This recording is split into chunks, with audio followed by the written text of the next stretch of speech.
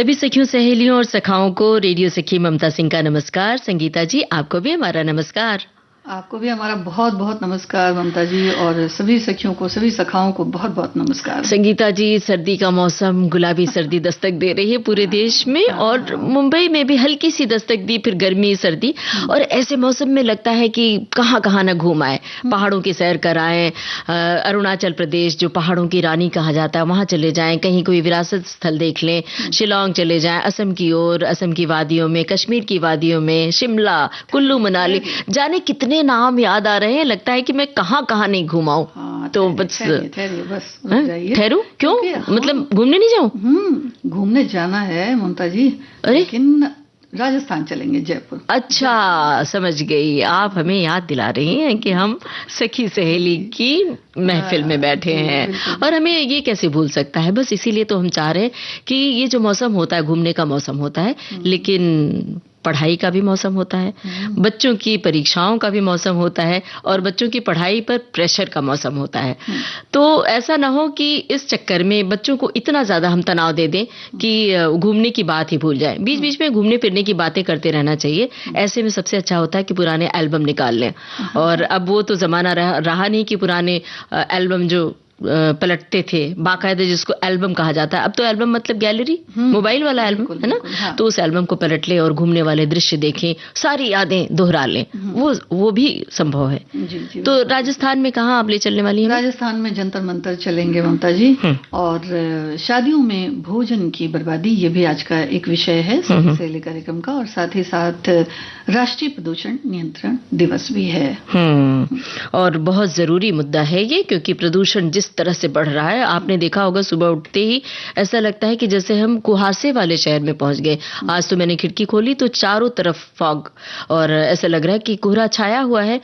तो हमने सोचा कि ठंड पड़ रही है क्या, तो ठंड तो बिल्कुल नहीं थी। तो ये जो शहरों का कुहासा है, ठंड का कुहासा, वो अलग होता है।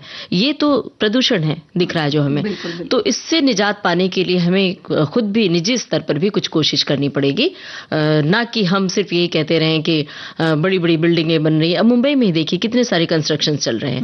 तो ऐसे में हमारे हाथ में क्या क्या है वो हमें करना है। ये बात श्रोता भी सोचते हैं, तो श्रोता बताएं कि वो क्या करते हैं। जैसे अपने इर्द गिर्द पौधे लगाना, और वाहनों से उठता जो धुआं होता है, इस सब ऐसी छोटी छोटी तमाम बातें हैं। हमारे श्रोता भी लिखें कि वो किस तरह से सजग है। अपनी उपस्थिति दर्ज करें विविध भारती के फेसबुक पेज पर जाकर, www.facebook.com/vbs मुंबई टाइप करेंगे तो पहुंच जाएंगे विविध भारती के फेसबुक पेज पर।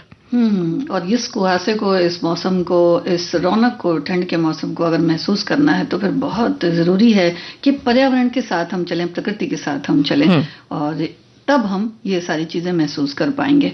तो एक गीत सुन लेते हैं। अरे नहीं, चलेंगे जब कहीं कहीं जाते हैं घूमने तो साथ में पर्स ले चलते हैं कि नहीं? तो पर्स में क्या क्या भरा होता है वो तो बताइए। आपके पर्स में क्या क्या भरा है? मैंने देखा इतना बड़ा सा पर्स लाई है, उसमें जाने क्या क्या चीजें भरी हुई हैं। बताइए बताइए। यही तो विषय है आज का, कि भाई बहुत ज्यादा पर्स को भरना नहीं है समय समय पर। अच्छा। हाँ, समय समय पर इसकी साफ सफाई भी बहुत जरूरी है। और जो चीजें हम भर के रखते हैं वो कितनी हमारे काम की हैं, और जो काम की नहीं है उनके विषय में भी आप सोचें, हमें लिखें, और हम आपकी बातें साझा करेंगे। सुनते हैं ये गाना अब, हमराज फिल्म का गीत। नीले गगन के तले धरती का प्यार पले, नीले गगन के तले धरती का प्यार पले, ऐसे ही जग में आती हैं सुबहें, ऐसे ही शाम ढले, नीले गगन के तले धरती का प्यार पले।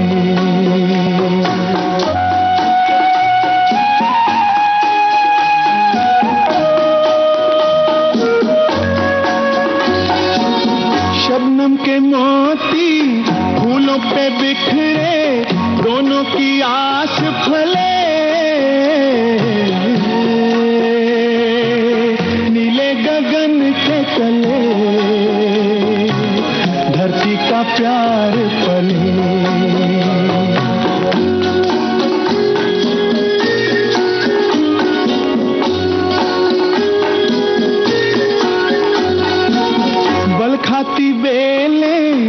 मस्ती में खेले पेड़ों से मिल के गले,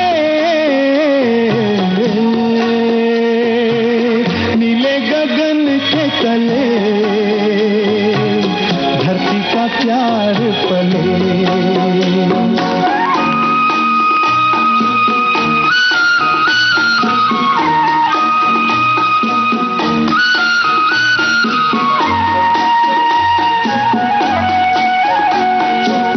नदिया का पानी दरिया से मिलके सागर की ओर चले, नीले गगन के तले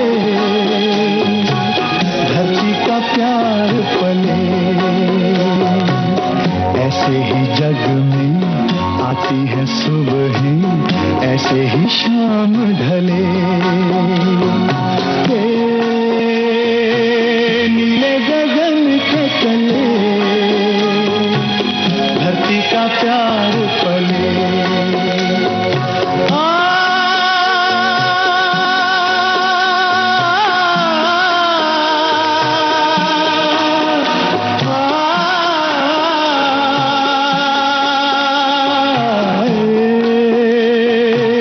नीले गगन के तले धरती का प्यार पले। ला ला ला ला ला ला, ला ला ला ला ला।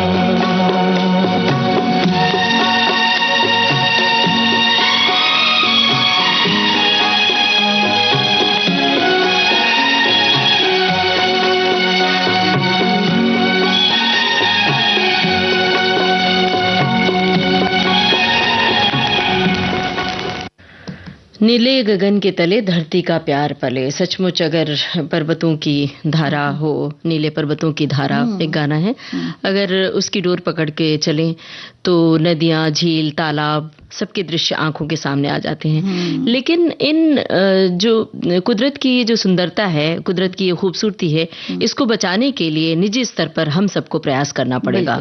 और राष्ट्रीय प्रदूषण नियंत्रण दिवस है, 2 दिसंबर को प्रतिवर्ष ये दिन मनाया जाता है, वो भी भोपाल गैस त्रासदी के पीड़ितों की याद में।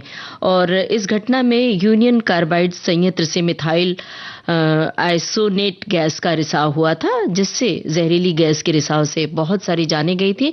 और एक कहा जाता है कि एक जरा सी चूक से कितने लोग चले गए इस दुनिया से।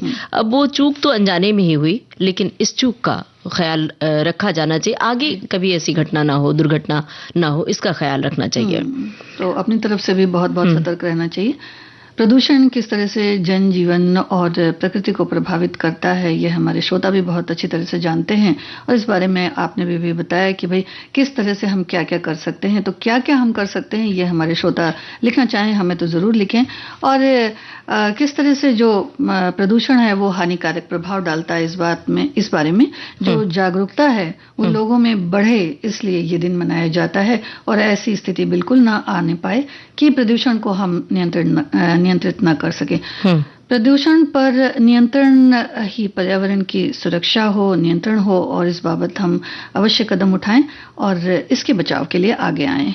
और इसी से मिलती जुलती बात एक हमारे श्रोता ने लिखी है, ममता जी लिखते हैं कि प्लास्टिक कम उपयोग करें, पेड़ लगाएं और उनकी देखभाल करेंगे, वाहन का उपयोग कम करें, प्रदूषण रोकने में योगदान दें, पानी, हवा और मिट्टी तीनों को स्वच्छ रखने की जिम्मेदारी निभाएं। क्योंकि कई बार ऐसा देखा जाता है कि जो हम ही में से लोग होते हैं कि भाई कोई चीज़ें हैं बंधी हुई पॉलीथीन में, उसको किसी भी बाहर में जगह डाल देते हैं, या कुछ खाने की उसमें सामग्री होती है, या फिर कुछ ऐसी सामग्री होती है जो हम समंदर में डालते हैं बांध करके प्लास्टिक में। तो ये भी एक तरह से जो जल प्रदूषण है वो उसको बढ़ावा देता है। और देखिए होता यह है कि जो भी चीज़ें हम जल स्रोतों में बहा देते हैं, वो एक समय ऐसा आता है कि जब आंधी तूफान आता है तो बस पीछे से जो है वो सारा जितना प्लास्टिक रहता है और जो कचरा होता है वो सब फिर से किनारे पे आ जाता है, जिसे फिर से साफ करना पड़ता है। तो ये जो 2 दिसंबर का दिन ये मनाया जाता है, राष्ट्रीय प्रदूषण नियंत्रण दिवस, असल में मनाया नहीं जाता, ये तो याद दिलाने का दिन है। मनाना तो हम उसे कहते हैं जो खुशी का मौका होता है, ये तो हम याद करते हैं। इस दिन का उद्देश्य केवल ये है सिर्फ कि हम एक कार्यक्रम कर लें और अपनी बात लोगों तक पहुंचा दें, बस इतना ही नहीं, बल्कि हम खुद अपने से वादा करें, शपथ लें और अपनी पीढ़ियों को सुरक्षित भविष्य तैयार करने के लिए उन्हें तैयार करें कि उन्हें क्या करना है। ये दिन भोपाल गैस त्रासदी के पीड़ितों की याद में मनाया जाता है और ये बार बार अपनी आने वाली पीढ़ियों से ये कहें कि हम किस तरह से प्रदूषण को कम कर सकते हैं। जैसे मान लीजिए हम कहीं जा रहे हैं, आपने प्लास्टिक को उपयोग कम करना ये सब कहा है, प्लास्टिक का उपयोग कम करना नहीं, बिल्कुल उसको दूर भगा देना। ये हम बार बार सखी सहेली के मंच से कहते हैं कि जब आप घर से निकलते हैं तो एक कपड़े की थैली लेकर निकले, जब आप सब्जी बाजार में जाते हैं तो कपड़े की थैली के साथ जाएं, ताकि जो प्लास्टिक की थैलियों में जो आपको सब्जी वाले सब्जी देते हैं, फल देते हैं, तो आप बड़े आराम से रख लेते हैं। वहीं आपसे शुरुआत होती है, आप उनसे कहें कि नहीं, आप इसका उपयोग मत करो। देखिए, आप अगर मतलब ऐसे एक एक करके 10, 20 और 30 होते हैं, 50 की संख्या में जाते हैं, तो प्लास्टिक वहां मना हो सकता है, धीरे धीरे कम हो सकता है और खत्म हो सकता है, एक दिन आएगा। इसी तरह से जब हम घर से निकलते हैं और एक ही जगह पर एक ही दूरी में कई लोग चिर परिचित दोस्त मित्र जा रहे हों, एक ही गंतव्य स्थान है, आपस में बात कर लेते हैं और बात करके एक ही गाड़ी में बैठ के जा सकते हैं। और जो बहुत कम दूरी की जगह है वहां पर हम वाहन का उपयोग न करें, पैदल चलें, इससे आपका स्वास्थ्य भी अच्छा रहेगा। और जो ध्वनि प्रदूषण होता है, जो गाड़ियों के कारण जो प्रदूषण उत्पन्न होता है सड़कों पर और हवा को प्रदूषित करती हैं ये जो गाड़ियां, और जहरीली गैस निकालती हैं, कुछ गाड़ियों से धुआं निकलता है, तो समय समय पर उनका रखरखाव भी करें, देखभाल भी करें और प्रदूषण नियंत्रण के लिए आप सजग रहें। तो ये जो छोटी छोटी बातें हैं बहुत बड़े पैमाने पर बदलाव ला सकती हैं। हमें लगता है कि हम अकेले ऐसा कैसे कर सकते हैं, तो ये जो हमने कहा ना कि और हमने तो कई ऐसे लोगों को सुना है जिन्होंने ग्रुप बनाया हुआ है कि मान लीजिए मुंबई की अगर बात करें तो यहाँ से मान लीजिए बोरीवली से किसी को जाना है चर्चगेट की ओर और उन्हें कार में जाना है, गाड़ी में जाना है, तो वो सब आपस में दोस्त मित्र तय कर लेते हैं और एक साथ एक ही गाड़ी में जाते हैं। कई परिवार ऐसे हैं, कई भाई अलग अलग जगहों पे आसपास जाना चाहते हैं, बिजनेस है उनका, ऑफिस है, तो वो तय कर लेते हैं, एक ही गाड़ी में बैठ के जाते हैं। तो इस तरह भी हम प्रदूषण कम कर सकते हैं। और पौधे लगाना, ये तो हम बार बार कहते हैं कि अगर रोज एक पौधा नहीं तो कम से कम महीने में एक बार एक पौधा तो आप रोप सकते हैं ना। और एक समय ऐसा था जब हम लोग स्कूल जाते थे या कहीं जाते थे तो साइकिल जो है वो अपने पेरेंट्स को, अपने अभिभावकों को कहते थे कि भाई साइकिल दिलाइए। और अब का समय ऐसा आ गया है ममता जी, मुझे ऐसा लगता है कि बाइक के उसमें रहते हैं कि बाइक उन्हें ज्यादा पसंद आती है, क्योंकि शायद हो सकता है कि साइकिल थोड़ी मेहनत लगती है, लेकिन जहां तक जॉगिंग का सवाल है, व्यायाम का सवाल है, तो साइकिल पर जाना लोग पसंद करते हैं। वैसे अगर देखा जाए कि अगर थोड़ी दूरी पर साइकिल से जाना है तो इतना लोग पसंद नहीं करते। तो जरूरी है कि पर्यावरण को अगर सुरक्षित रखना है तो साइकिल का इस्तेमाल बहुत जरूरी है। और कुछ एक चीजें ऐसी होती है जैसे बुनकर होते हैं, हमारे कामगार होते हैं, उनको भी बड़ा एक आर्थिक सहारा होता है, उनकी जो कलाकृति है, कलाकारी है, वो आगे बढ़ती है। वो इसलिए कि जो बैग थैले हम लोग लेकर जाते हैं वो जूट के भी होते हैं, कई बार बांस की बनी भी टोकरियां एक जमाने में लोग लिया करते थे। इवन पिकनिक मनाने भी जाते थे तो उसमें बहुत सारा सामान वगैरह रख के जाते थे। तो इन टोकरियों का इस्तेमाल भी अगर करें तो बहुत अच्छा है। कोई चीज रोजगार मुहैया होगा ऐसे लोगों को। और तो नहीं है कि ये चीजें बंद हो चुकी हैं, बस ये है कि हम इनका इस्तेमाल करते नहीं हैं। और अब जरूरत ये है कि इन चीजों का इस्तेमाल बहुत व्यापक तौर पर किया जाए तो बहुत ही अच्छा है। मुझे लगता है कि ये समय वापस आ रहा है, लोग वापस लौट रहे हैं। आप देखिए कि बड़े बड़े मॉल में और जो प्रदर्शनियां लगती हैं शहरों में, महानगरों में, जहां पर आप सामान्य बाजार में ये चीजें जो घरेलू घरेलू उद्योग की चीजें हैं, नहीं मिलती हैं। जैसे आपने डलिया का जिक्र किया, जो बांस या पतले बांस या कपास से बनाया जाता है, असम में बहुत हाँ, बनती हैं। तो ये चीजें गाँव में अभी भी बनती हैं, जिसको गाँव में भौंकी कहा जाता है कुछ उत्तर प्रदेश की ओर, और कुछ सिकहुली ऐसे शब्द हैं जिसको हम विस्मृत करते जा रहे हैं। लेकिन उनमें अगर आप फल रखते हैं तो फल लंबे समय तक सुरक्षित रहते हैं, और हम खोजते हैं कि कहाँ ये ग्रामीण चीजें मिलती हैं। तो आप गांव के लोगों से जुड़े रहिए, और ये चीजें आप अगर खरीद सकते हैं तो उन्हें भी रोजगार मिलेगा और उन्हें बढ़ावा दें ऐसे काम के लिए। क्योंकि लोगों को ये लगता है कि अरे घर में ये ग्रामीण चीजें लाकर क्या मतलब है रखने का। मिट्टी के बर्तन जैसे लोग लाते हैं, तो कहीं आजकल एक बार फिर से फैशन चला है ना कि आप बिरयानी मंगाइए तो मिट्टी के बर्तन में आता है, और आइसक्रीम या फिर खीर तो मिट्टी के बर्तन में, तो वो हम यूज करके फेंक देते हैं। तो इन चीजों को बढ़ावा दिया जाना चाहिए, और हमें इस वक्त क्या करना चाहिए? डिस्पोजेबल चीजें जो है वो होनी चाहिए। इस वक्त हमें गाना सुन लेना चाहिए।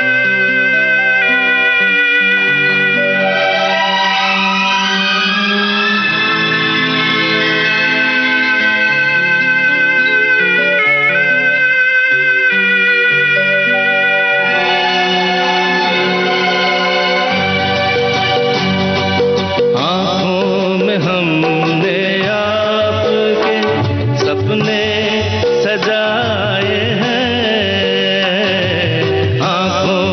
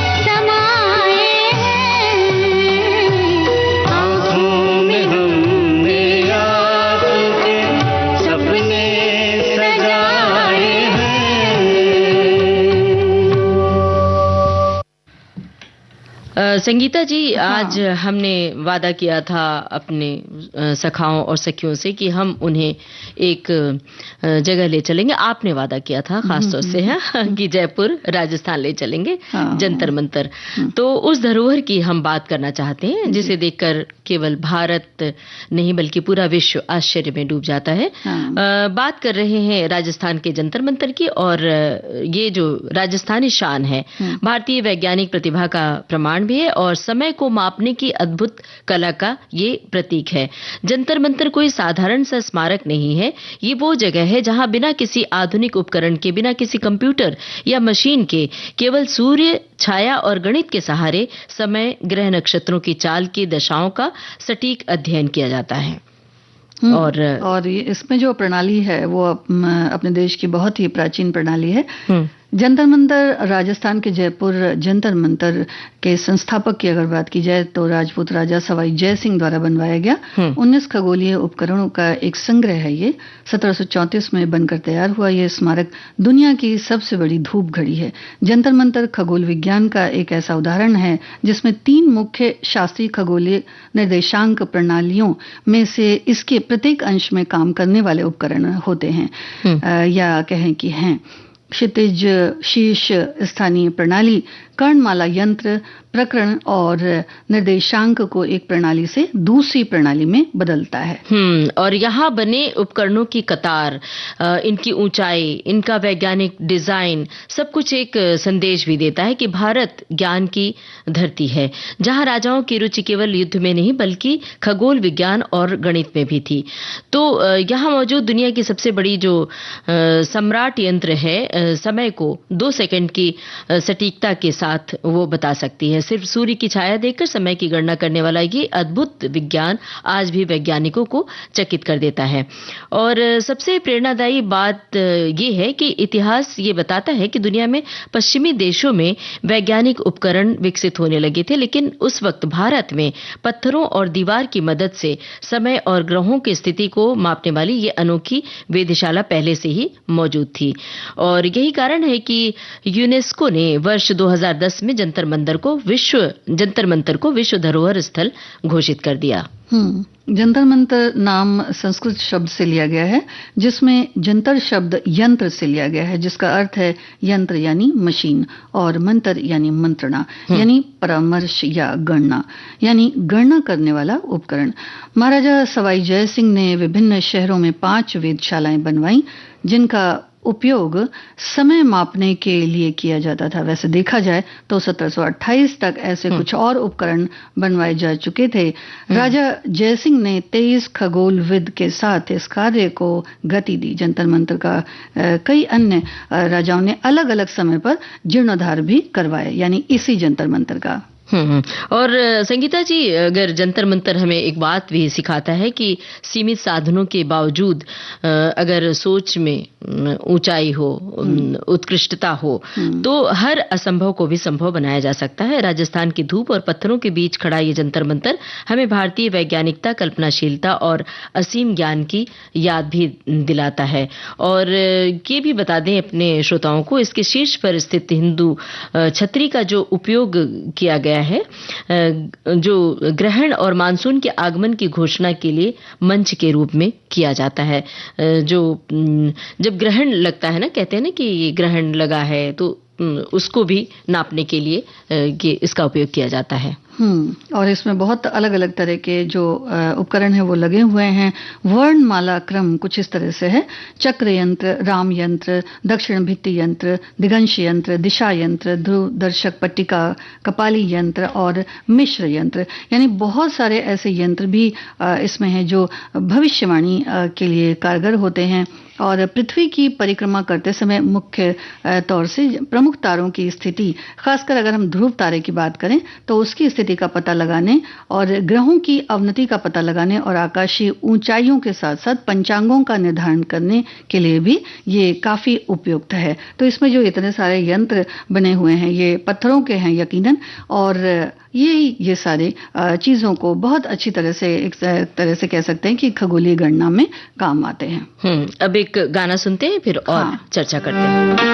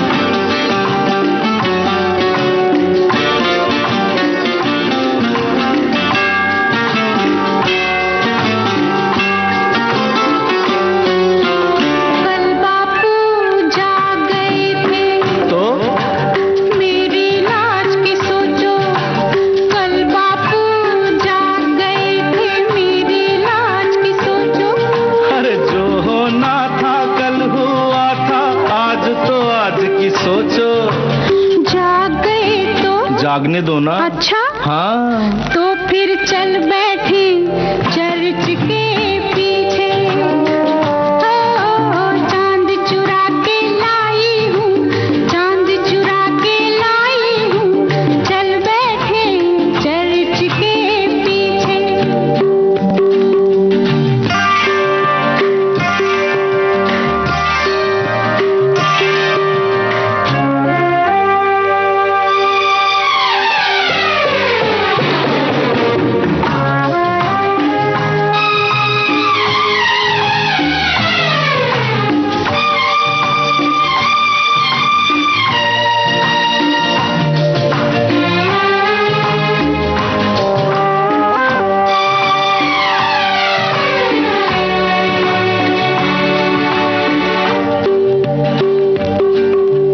चल दरिया पर कश्ती लेकर दूर कहीं बह जाएं,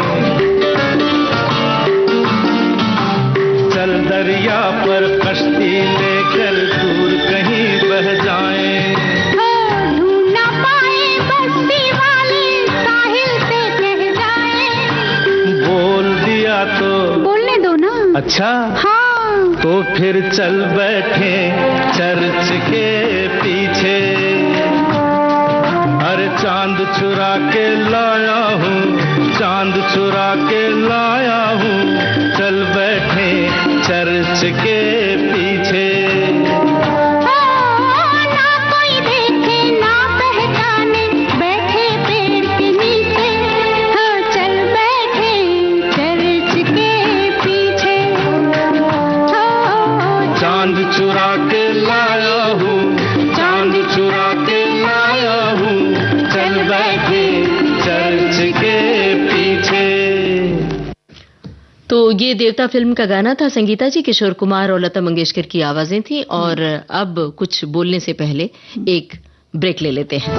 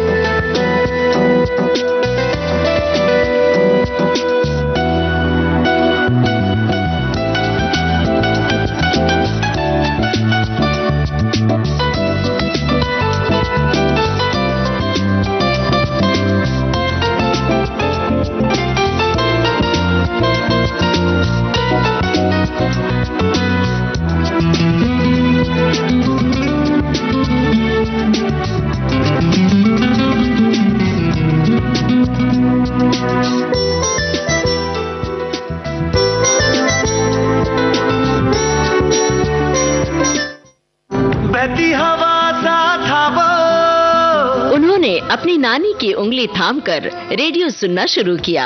हमारी जो नानी थी वो हमेशा सुबह सुबह भक्ति गीत लगा के ना हमें ब्रश करने बोलती थी, वहीं पे बिठा के चाय पिलाती थी, मुरमुरे खिलाती थी। उससे क्या होता था ना, आप वो जो टाइम स्पेंड कर रहे हो ना, वो टाइम आपको स्पेंड करते करते वो चीज आपको मतलब इनबिल्ड हो रही है आपके अंदर। हर लम्हे को खुल के जीता था वो। थिएटर का चस्का उन्हें लगा बचपन से ही। मैंने प्रोजेक्टर रूम में बैठ के भी फिल्म देखी है, मैंने टिकट्स भी बेचे हैं, मैंने सोडा बोतल भी बेचे हुए। तब का सिनेमा और अभी का सिनेमा में इतना ड्रास्टिक फर्क है। सिनेमा देखने का शौक उन्हें ले आया फिल्मी दुनिया में। जब राजू सर को पता चला कि यार ये किरदारों को सुन के पकड़ लेता है, तो राजू सर ने मुझे 3 इडियट्स की कास्टिंग में इन्वॉल्व किया। वो खुद अपनी राह बनाता, गिरता संभलता, मस्ती में चलता था वो हैं रोहन मापुस्कर। उन्होंने बताए अपने जीवन के कुछ अनकहे किस्से। आज के मेहमान 3 दिसंबर शाम 4 बजे सिर्फ विविध भारती पर। विविध भारती पर ये है कार्यक्रम सखी सहेली। क्या श्रोता लिखते हैं, क्या सोच रही हैं? अरे हाँ नहीं, मैं ये देख रही हूँ, समझ गई आप मेरे मन की बात। मैं कमेंट्स देख रही हूँ जी। हमारे एक श्रोता ने लिखा है कि हमें कम दूरी पर जाना हो तो पैदल ही चले जाना चाहिए। प्रदूषणकारी वाहन की जगह ई व्हीकल का उपयोग करें, वायु प्रदूषण को कम किया जा सकता है। खासकर मुंबई जैसे महानगर में तो बहुत जरूरी है। घर के गमलों में पौधे जरूर लगाएं, खासकर तुलसी का पौधा हो तो जरूर लगाएं, क्योंकि तुलसी जहाँ होती है वहाँ हवा स्वच्छ होती है। वैसे नीम के पेड़ की बात भी है कि वो भी लगाना चाहिए। और प्लास्टिक का उपयोग कम करें और सिंगल यूज प्लास्टिक की जगह इको फ्रेंडली बैग उपयोग करना चाहिए। तो प्रधानमंत्री जी के लिए इन्होंने लिखा है कि जब से स्वच्छ भारत मिशन शुरू हुआ है तब से ही घर घर जो है वो साफ सफाई के अभियान जो है वो चल रहे हैं, और ये हमारा भी जो है कर्तव्य है कि जो वेस्टेज होता है यानी जो कचरा होता है उसे ठीक से हम जो है वो एक जगह पे डालें। और इन चीजों से जुड़ने से संगीता जी क्या होगा, जैसे नीम की पेड़ की बात की ना, तो नीम की पेड़ का जिक्र आते ही कितना फायदेमंद पेड़ होता है ये। और झूला याद आ गया आपको बचपन का? जरूर, हमें पता है आपको भी याद आया होगा कि नीम की पेड़ पे जो झूला डलता था उस पर बैठते थे। अगर नीम के पेड़ ही नहीं बचेंगे तो झूले कहाँ से आएंगे? तो ऐसे बहुत सारे पेड़ पौधे हैं जो हमसे दूर होते जा रहे हैं, मतलब हम उनसे दूर होते जा रहे हैं। जो हमारे बुजुर्गों ने, बाप दादे ने लगा दिए पेड़, आम के, जामुन के, कटहल के, बस उसी का हम फायदा उठा रहे हैं। लेकिन नए पेड़ पौधे, जैसे जो ग्रामीण इलाकों में जो लोग रहते हैं उन्हें नए पौधे भी लगाने चाहिए ताकि वो नया पेड़ पल्लवित पुष्पित होकर आपकी विरासत को आगे बढ़ाए, आपकी परंपराओं को आगे बढ़ाए। और अब अगर जब आप पैदल चलने की बात इन्होंने की है, पैदल चलेंगे तो आप स्वस्थ रहेंगे, आपके खान पान थोड़ा बढ़ेगा। और हमने आज शादियों में भोजन की बर्बादी की बात की कि शादियों में किस तरह से खाने की बर्बादी होती है। उससे बर्बादी, पैसों की बर्बादी तो होती है, आपके सेहत की भी बर्बादी होती है। एक साथ कितना सारा खाना खा लेते हैं इसकी कोई सीमा नहीं होती है। फिर बहुत लोग तो दवाएं खा लेते हैं, पहले खाने के बाद भी दवाएं खा लेते हैं और अगले दिन जब दफ्तर पहुंचते तो भी तकलीफ हो जाती है। घर में जो रहते हैं उन्हें अलग तरह की समस्याएं होती हैं। तो भाई इतना सारा खाना क्यों खाना और खिलाना। एक हमारे श्रोता ने लिखा है कि पहले तो मेन्यू छोटा और संतुलित रखें।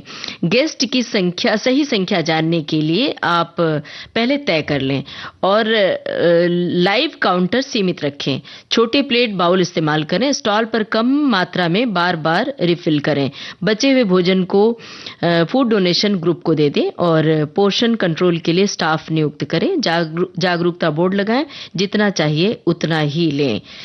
ये सब करने के बावजूद लोग बर्बाद करते हैं। मेरा तो ये कहना होता है कि जो खाने में एक साथ बहुत सारा खाना होता है, कि चाइनीज खाना भी है, चाट चटपटे भी है, पानी पूरी भी है और आइसक्रीम तो रहता ही है, वो तो चाहिए, बर्गर, पिज्जा, मतलब फास्ट फूड भी है, इंडियन खाना भी है, दाल चावल रोटी सब्जी भी है, कॉन्टिनेंटल फूड भी है। सबके अलग अलग स्टॉल लगे हैं और जो मेजबान होते हैं, आइए इधर भी, अरे इधर का भी चख लीजिए, हलवा भी चख लीजिए, अरे मूंग की दाल का हलवा नहीं खाया। तो ये जो है ना, मेरा ये यहाँ पर कहना होता है, मतलब हम सभी का यही कहना होता है कि खाने का मेन्यू ही छोटा रखें। इन्होंने भी, हमारे श्रोता ने भी कहा है। तो जो पहले का जमाना था कि लिमिटेड दाल चावल रोटी सब्जी या पूड़ी सब्जी या फिर एक मीठा, पक्का खाना कच्चा खाना कहा जाता था, बस वो सीमा रखें तो अपने आप खाने की बर्बादी कम हो जाएगी। और शादियों के समय में भी जो खाना परोसा जाता था वो हिसाब से परोसा जाता था और जैसे सीमित मेन्यू होता था कि भाई इसमें ये चीजें बनेंगी, ये चीजें नहीं बनेंगी। और जब परोसने वाले होते थे जो, तो वो हिसाब से भी परोसते थे। तो कई बार ऐसा भी होता है कि टेबल पे जो बुफे सिस्टम जो हो गया है कि अपने आप से लेना है, अपने आप से खाना है, तो फिर वो भरता जाता है प्लेट में और फिर ये होता है कि भाई उसे नहीं खा पाए तो हम ऐसे ही छोड़ दिए। लेकिन इसके अपेक्षा अगर पहले देखा जाए तो खाने की बर्बादी जो होती थी वो कम ही हुआ करती थी, क्योंकि जो खाना होता था वो कुछ सिलेक्टेड ही बनता था या कुछ जो अच्छा है वही बनता था, जो चलता था जो शादियों में। हमारे एक श्रोता ने भी लिखा है कि शादियों में उतना ही भोजन ले थाली में कि बाद में बर्बाद ना हो। वैसे ही आजकल होटलों में शादी के भोजन के प्लेट महंगे हो गए हैं। वैसे भी देखा जा रहा है कि छोटे छोटे बच्चे भी खाना प्लेट में लेते हैं और प्लेटें लेते हैं, क्योंकि इन्होंने शायद इसलिए लिखा है क्योंकि प्लेटें अब जो है वो गिनी जाती हैं। प्लेटों का जो होता है वो पैसा होता है, प्लेटों के हिसाब से ही शुल्क लिया और दिया जाता है। वही इन्होंने शायद लिखा है। अगर मान लीजिए संगीता जी, होता क्या है कि संख्या खानों की क्वांटिटी ज्यादा रहेगी, मतलब जैसे दही बड़ा भी है, ये भी है, हमने जिक्र किया, तो होता क्या है कि एक इंसानगत जो आदत होती है, थोड़ा सा ये भी चख लेते हैं, थोड़ा सा ये वाली सब्जी भी चख लेते हैं थोड़ी सी, तो इसमें क्या होता है, थोड़ा थोड़ा करके प्लेट भर जाती है। तो उसकी मात्रा ही कम रखे ना, मतलब सब्जी 5-6 सब्जी की बजाय 2 ही सब्जी रखी जाए, 3 ही सब्जी, और दाल के कई प्रकार, 4-5 दाल, रोटियां यहाँ तक कि ज्वार की रोटी, बाजरे की, पराठा, लच्छा पराठा, ये वो, तो उसमें से 1 या 2 ही रखा जाए। तो अगर आइटम कम रहेगा तो अपने आप खाना बर्बाद कम होगा। हाँ, यानी कहने का मतलब ये है कि जो आपको पसंद है वही प्लेट में रखें तो ज्यादा अच्छा रहेगा। वैसे इनका कमेंट पूरा ले लेते हैं कि ये लिखते हैं आगे कि छोटे छोटे बच्चे भी खाना प्लेट में जो है उठा लेते हैं और बाद में उसे फेंकना पड़ता है। अच्छा, तो ये होता है कि बच्चों को माता पिता अपने साथ में भोजन करवाते तो भोजन फेंकना नहीं पड़ता। ऐसा भी देखा गया है कि भोजन के साथ इतना आइटम हो जाता है कि वे सभी आइटम जो होते हैं वो ले नहीं पाते हैं या खा नहीं पाते हैं और बाद में अनाज की बर्बादी हो जाती है। तो वही है कि थोड़ा सा बच्चों को भी देखना जरूरी है कि भाई वो क्या ले रहे हैं, कैसे परस रहे हैं, क्योंकि अब चूंकि अपने से परसना होता तो वो छोड़ देते हैं। सीखने के लिए तो वैसे अच्छा भी है, लेकिन हाँ ये है कि बर्बाद ना हो। और अब क्या इरादा है, गाना सुन लिया जाए? देखिए, गाने में भी कुछ इसी तरह का संदेश है कि थोड़े में ही थोड़ा गुजारा कर ले तो ज्यादा अच्छा होता है।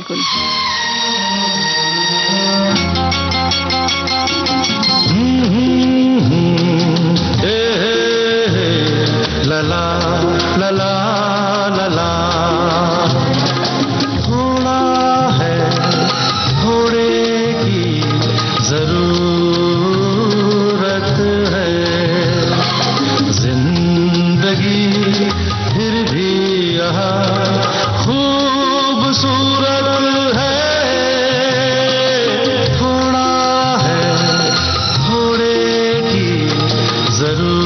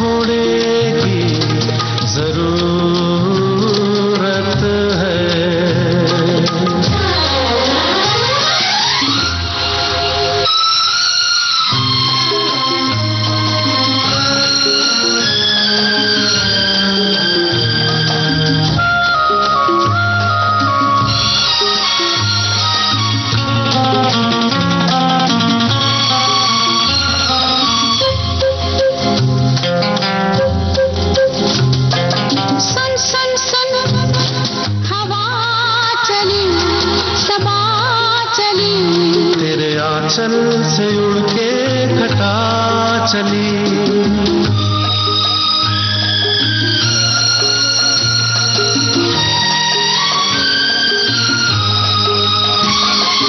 सुन सुन सुन कहाँ चली, कहाँ चली, मैं छूने जरा आसमां चली, बादल पे उड़ना होगा, थोड़ा है थोड़े की जरूरत है, हाँ जरूरत है, हाँ जरूरत है।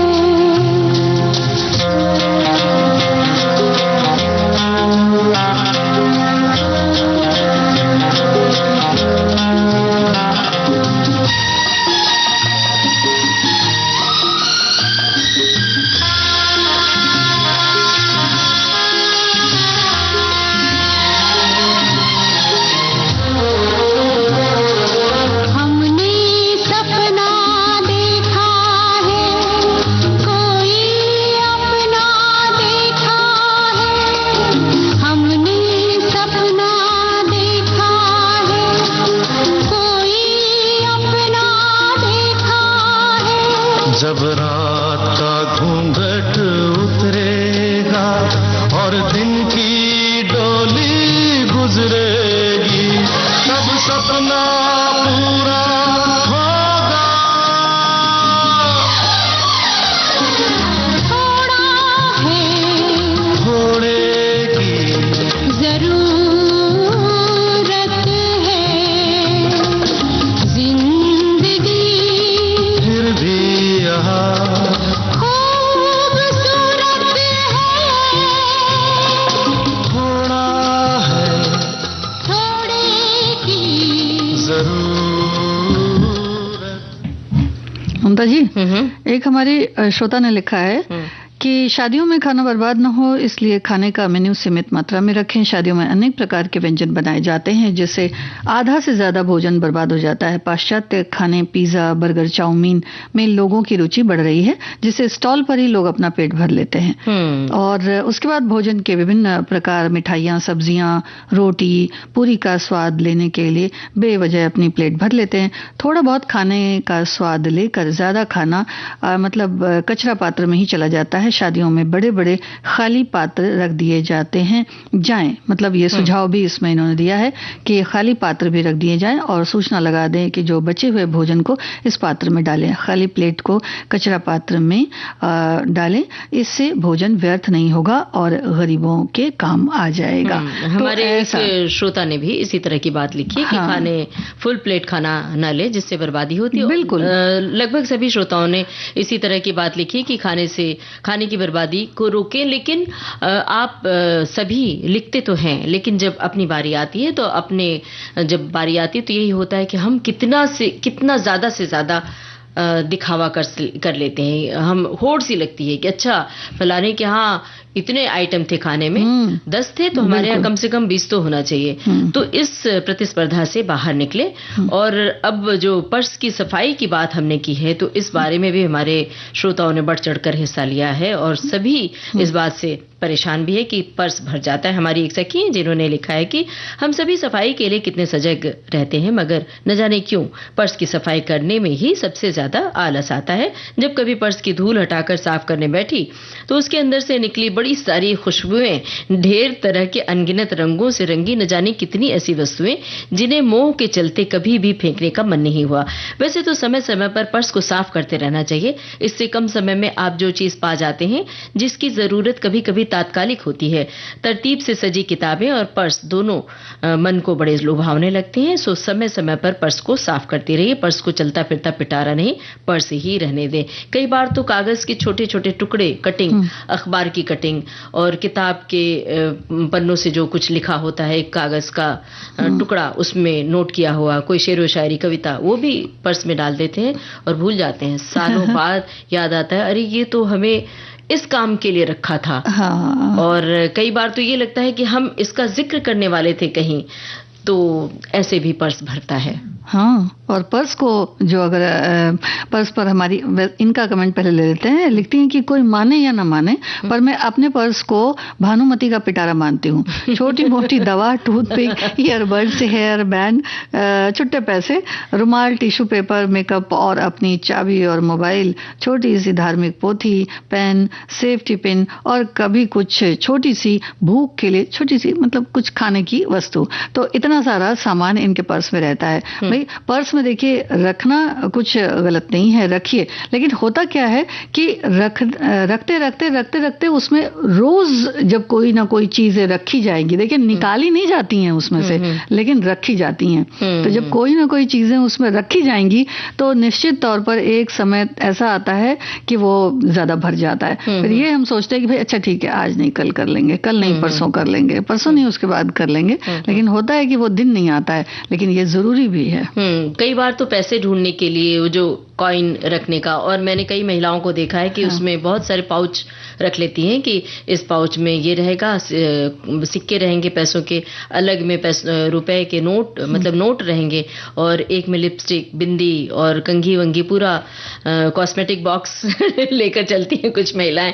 तो जब और बहुत बड़ा सा बैग होता है और देखते हैं कि फोन उसके अंदर रखा हुआ, फोन बज रहा है और फोन मिल ही नहीं रहा है। ये भी होता है। तो ऐसी नौबत क्यों आने देना, पर्स को उतना ही बड़ा, एक तो ले, बहुत बड़ा बैग ले लेने से, पर्स ले लेने से ये भी दिक्कत आती है कि उसमें सब कुछ भर दिया जाता है, सारी और कुछ खाने पीने की चीजें भी उसमें भर दी जाती हैं। तो आपका फोन है, कोई जरूरी चीज है, ईयर प्लग है, वो अगर आप ढूंढते रहे तो मिलता ही नहीं है। तो कहने का मतलब ये हो गया ना ममता जी, कि जितने सारे पर्स में खाने होते हैं, पहले जब हम खरीदते हैं तो ये देखते हैं कितने खाने, कि भाई खरीद रहे हैं तो ये रखेंगे इसमें, ये रखेंगे इसमें, ये रखेंगे इसमें, लेकिन होता ये है कि जब वो भरने लगता है तो फिर वो सारे खाने मिल करके एक हो जाते हैं और उसमें एक क्या कोई भी चीज जो है समय पर नहीं मिलती है। हमारे एक श्रोता ने लिखा है कि पर्स की सफाई विषय अच्छा लगा। बहनें तो हमेशा से पतियों के पर्स की सफाई करती आई हैं। इस विद्या में सभी बहनों को विशेष योग्यता हासिल है, तो अनुभव रोचक होंगे। जहां तक महिलाओं के अपने पर्स की बात है तो वो तो काला जादू है। पर्स पत्नियों के हाथ में रहता है मगर पति की जेब पर्स से निकलते हैं। जब आप ही फैसला कीजिए कि कौन किसके पर्स की सफाई करने में चतुर है। तो इन्होंने थोड़ा सा अलग तंज के रूप में कहा है, लेकिन आजकल ये हम जेंडर वाइज इसे अलग नहीं कर सकते। हाँ। आजकल लड़कियां, मतलब स्त्री पुरुष दोनों बैग लेके चलते हैं। पुरुष भी बाकायदा बैग लेके चलते हैं, क्रॉस बैग, जिसमें बहुत सारा सामान भर जाता है और कई बार हमने देखा है कि उनके बैग में ज्यादा गैर जरूरी चीजें निकल आती हैं।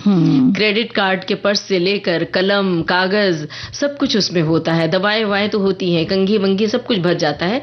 तो ऐसा नहीं है, अब तो हर कोई अपने बैग में सब कुछ भर लेता है। ममता जी देखिए, इतना ज्यादा भरा होता है ये जो पुरुषों के पर्स की या वॉलेट की अगर बात करें तो उसके जो बाहर की जो सतह होती है ना, वो भी वो एक तरह से कहते हैं दरक जाती है, फटने लगती है, लेकिन वो उस पर भी वो चलता रहता है। और कई बार ऐसा भी देखा गया है कि आगे वो चलते हैं और पीछे क्या होता है, चूंकि बैग बहुत मोटा हो गया है तो वो जेब से निकलकर गिर जाता है।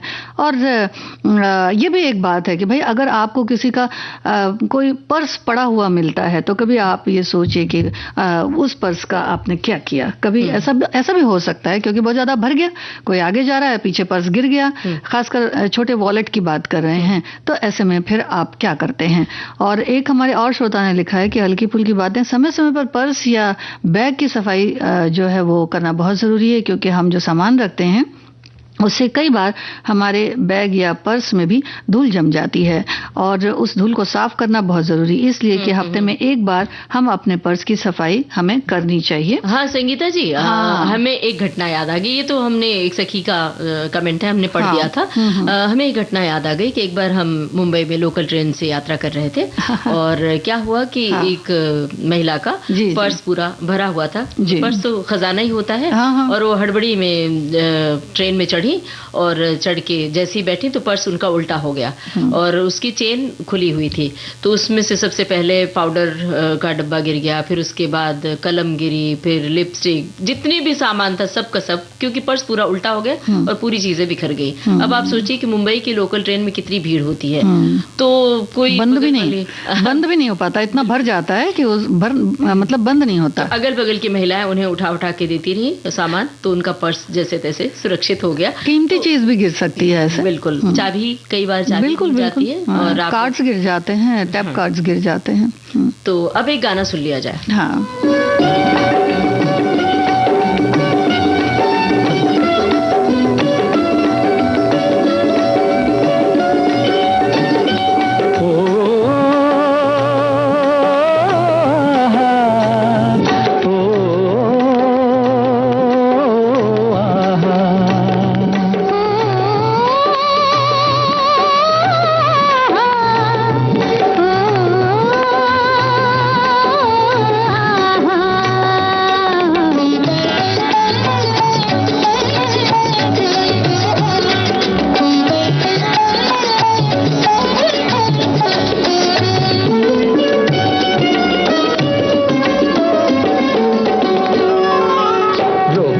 कई बार मैंने दिल की उमंग को, क्या करूं मैं अपनी निगाहों की पसंद को। ओ जाने जा, तू ही मेरे प्यार का जहान है।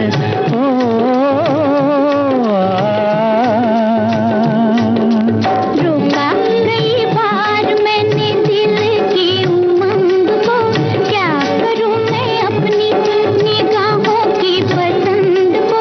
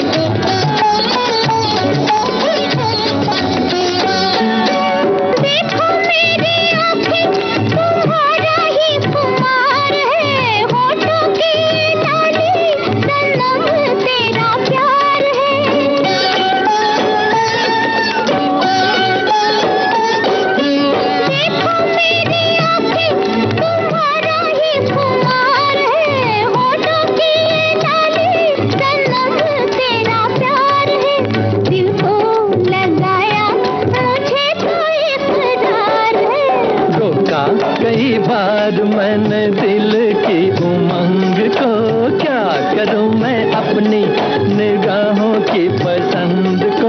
ओ जाने जा, तू ही मेरे प्यार का जहान है। ओ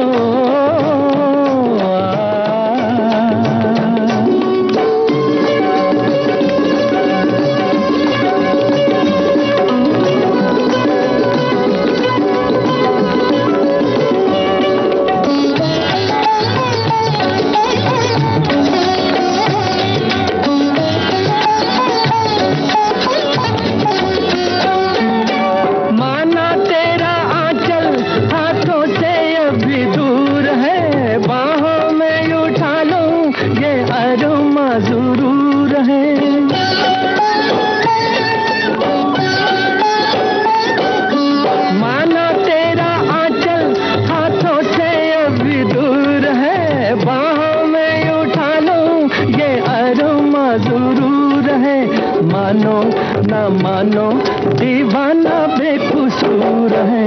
रुका कई बार मैंने दिल की उमंग को, क्या करूं मैं अपनी निगाहों की पसंद को। ओ जाने जा, तू ही मेरे प्यार का जहान है।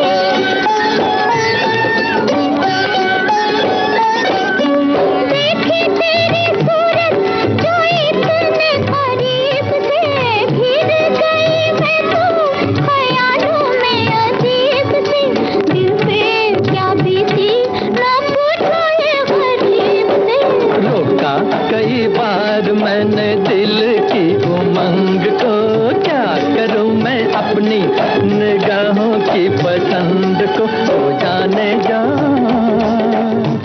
मेरे सनम फिल्म का ये गाना था और बात चल रही थी पर्स की नियमित सफाई की। तो हमारे बहुत सारे श्रोता इसमें हिस्सा ले रहे हैं। हमारे एक श्रोता ने लिखा है, पर्स नियमित रूप से कई सतहों के संपर्क में आते हैं और बैक्टीरिया और कीटाणुओं के वाहक बन सकते हैं, इसलिए सफाई करना बहुत जरूरी है। एक साफ और व्यवस्थित पर्स आवश्यक वस्तुओं को जल्दी और आसानी से ढूंढने में मदद करता है, जिससे दैनिक जीवन आसान हो जाता है। और एक श्रोता ने लिखा है कि मेरे पर्स बदलते रहते हैं, रुपए, नैपकिन, रुमाल, कंघा वगैरह ऐसी चीजें मिलती रहती हैं। लंबी यात्रा के पर्स में तो बहुत सारी चीजें होती हैं, बिस्किट, नमकीन, चॉकलेट वगैरह भी। लेकिन अगर चॉकलेट रखते हैं तो सावधानी के साथ कि अगर पिघल गया तो आपका पर्स खराब हो जाएगा। जी, एक और हमारे श्रोता ने लिखा है कि पर्स की सफाई तो जरूर करनी चाहिए। कुछ साल पहले एक बहुमूल्य धातु का सामान पर्स में रखने के बाद खो गया, मिल ही नहीं रहा था। बहुत दिनों के बाद लगा कि अब पर्स हटा दें, तो बस उससे टटोलते समय मेरी उंगलियों में कुछ फंसा। जब मैं पर्स के भीतर भाग को काट कर इन्होंने देखा तो वो सामान इनको मिला, तो यानी कि वो पर्स में अटका था और न जाने कितनों पर शक किया और उस धातु के खोने का गम भी मनाती रही। अंत भला तो सब भला, ऐसा लिखती हैं, यानी मिल गया। तो कई बार ऐसा भी होता है, बहुत सारी चीजें होती हैं जो हम रखते हैं लेकिन मिलती नहीं है। लेकिन इसके लिए ये भी एक अच्छा होता है कि भाई रोज की जो चीजें हैं वो आप देखें कि हमें क्या क्या चीजें जरूरी हैं, तो उनको एक तरफ कर दें, और जो चीजों का कम काम पड़ता है उनको एक तरफ कर दें, और उनको जो कम काम पड़ता है उसे उस समय रखें, तो ये अच्छा रहेगा। कुछ लोग इस तरह से भी प्लान करते हैं। और इस सबसे पर्स का वजन भी बढ़ जाता है। अगर आप लंबी दूरी पर पैदल जा रहे हैं तो आपको दिक्कत भी होती है उसको उठाने में, कंधे में भी चोट आ जाती है। और अब घड़ी की ओर देख रहे हैं कि अब हमारे पास बिल्कुल वक्त नहीं कि हम कुछ बोले बतियाएं या कोई गाना सुनवाएं, तो लेते हैं सखियों और सखाओं से इजाजत। आप सभी को ममता सिंह और संगीता श्रीवास्तव का नमस्कार।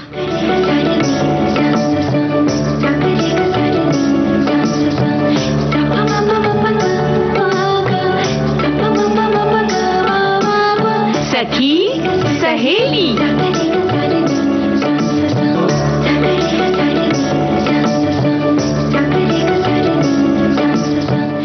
सखी सहेली कार्यक्रम की प्रोड्यूसर अनुश्री पाठक। सखी सहेली।